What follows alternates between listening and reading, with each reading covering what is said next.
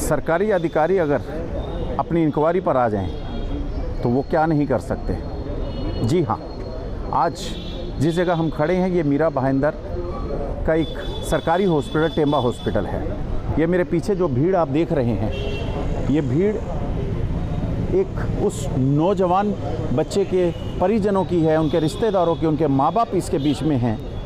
जो बच्चा कल गैलेक्सी हॉस्पिटल में एडमिट हुआ और इन परिवार वालों का सीधा सीधा ये इल्ज़ाम है कि बच्चा बिल्कुल ठीक ठाक गैलेक्सी हॉस्पिटल में चल के गया और कुछ ही देर के बाद डॉक्टरों ने उसे मृत घोषित कर दिया। इस बात को लेकर परिजनों में बहुत आक्रोश हुआ, बहुत नाराज़गी हुई। वहीं परिजनों ने आज जब यहाँ टेंबा हॉस्पिटल में उस बच्चे का पोस्टमार्टम हो रहा था तो उन्होंने इस बात का धरना दे दिया, इस बात के लिए चुनौती दे दी सरकार को कि जब तक वो गैलेक्सी हॉस्पिटल पर या उस डॉक्टर पर जिसने इसको इंजेक्शन दिया था, जब तक उस पर कानूनी कार्रवाई नहीं होगी या उस डॉक्टर को निलंबित नहीं किया जाएगा, तब तक वो बच्चे की डेड बॉडी नहीं लेंगे। वहीं पर सरकारी अस्पताल के वैद्यकीय डॉक्टर प्रकाश यादव ने, वैद्य के इंचार्ज डॉक्टर प्रकाश यादव ने और कुछ पुलिस कर्मचारियों के बीच में जब परिजनों को ये लेटर दिया कि उस डॉक्टर को निलंबित करने के आदेश जारी कर दिए गए हैं और ये भी आश्वासन दिया एक पत्र के ज़रिए कि उस हॉस्पिटल गैलेक्सी हॉस्पिटल के ऊपर भी कानूनी कार्रवाई की जाएगी। अगर उसके अंदर कुछ भी ऊंचा नीचा या इलीगल दिखाई देता है तो उस हॉस्पिटल का भी लाइसेंस ये रद्द करेंगे।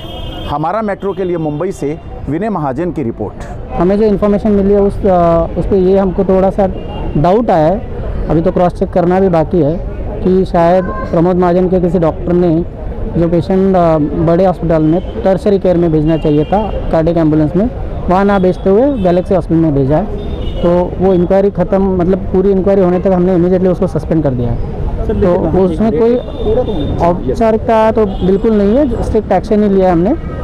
और रही बात गैलेक्सी का नेग्लिजेंस, तो नेग्लिजेंस हुआ है नहीं हुआ है वो अभी इमीडिएटली कहना बहुत मुश्किल है। रिलेटिव को लगता है कि इंजेक्शन की वजह से पेशेंट की मौत हो गई है, मैं ये नहीं बोलता कि नहीं हुई है, बट उसका जो एविडेंस है, उनका पूरा रजिस्ट्रेशन पेपर जो इंडोर पेपर है वो पूरा देखा जाएगा, कौन सी दवाई दी वो देखा जाएगा, क्लिनिकल कंडीशन क्या थी वो देखा जाएगा, पोस्टमार्टम का रिपोर्ट जो आया है वो भी देखा जाएगा। अगर उसमें लगता है कि मेडिकल नेग्लिजेंस हुआ है तो ऑटोमेटिक उन पर गुनाह दाखिल होगा और आगे की कार्रवाई होगी। और अगर हमें भी लगता है कि 1 महीने के अंदर कि सही में कुछ यहाँ पे गलत हुआ है तो बॉम्बे नर्सिंग एक्ट के तहत 1 महीने के अंतर्गत उनका हम रजिस्ट्रेशन कैंसिल कर देंगे। सर, क्या वो हॉस्पिटल कोरोना पेशेंट के लिए बना था गैलेक्सी? ये बार बार क्वेश्चन आ रहा है कि गैलेक्सी हॉस्पिटल कोविड रजिस्ट्रेशन उनका है, बीच में उनका कोविड रजिस्ट्रेशन ऑडिट पॉइंट के हिसाब से कैंसिल किया गया था। एक पेशेंट का बिल का ऑडिट था और शायद उन्होंने ऑडिट से भी ज़्यादा पैसे उनसे ले लिए थे, उस हिसाब से उन्होंने ऐसा नहीं करना चाहिए करके वो टाइम पे हमने हॉस्पिटल कोविड रजिस्ट्रेशन बंद किया था, ना कि हॉस्पिटल बंद नहीं किया था।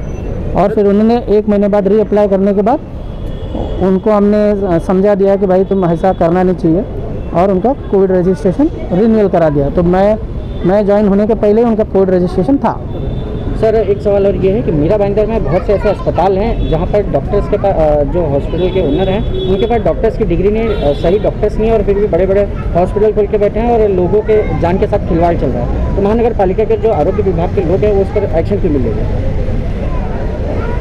ये ऐसा नहीं है कि जो हॉस्पिटल को हमने रजिस्ट्रेशन दिया है वहाँ पे जो डॉक्टर है वो BMS, BHMS इस प्रकार के डॉक्टर है, बट वो RMO करके काम करते हैं। RMO मतलब they are suppose to work under consultant. हम जब भी रजिस्ट्रेशन देते हैं तो हम हर कंसल्टेंट, मतलब भाई आपके हॉस्पिटल में कितने कंसल्टेंट आएंगे, कितने तुम डिपार्टमेंट खोल रहे हो, उस कंसल्टेंट का हम एफिडेविट लेते हैं कि मैं यहाँ पे कोई भी कंप्लेंट नहीं आने दूंगा। तो हम तो पूरा पेपर वर्क करा के लेते हैं। अगर ऐसा कोई डॉक्यूमेंटेशन हैंसफोर्थ मुझे मिले कि जहाँ पे हॉस्पिटल में जो डॉक्टर है उनकी डिग्री नहीं है, जो डॉक्टर है वो उस लायक नहीं है, तो डेफिनेटली हम एक्शन लेंगे।